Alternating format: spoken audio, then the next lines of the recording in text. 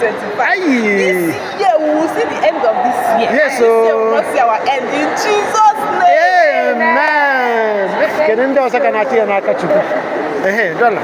What do you want from God this year? Mercy. Mercy. Mercy. Open doors. Ọnụ ụzọ gị eghe oghe. It's open already. More So doors. you want more doors to Yes, open? so more doors to open.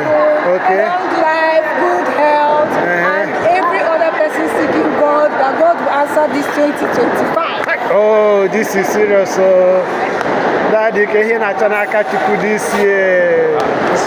Aka nchawa na. Aka nchawa, onye ọ na-achọrọ aka nchawa. Please, we shall always do us.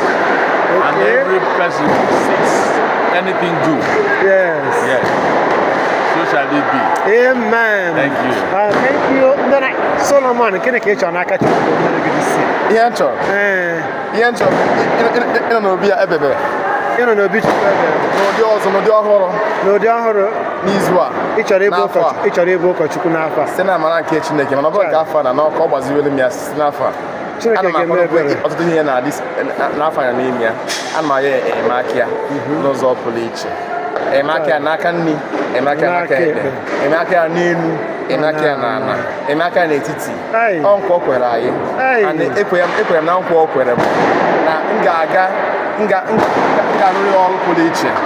Ọrụ ahụ ka m tụkọgide n'ụdị ọhụrụ na ndụ ụmụ Chukwu.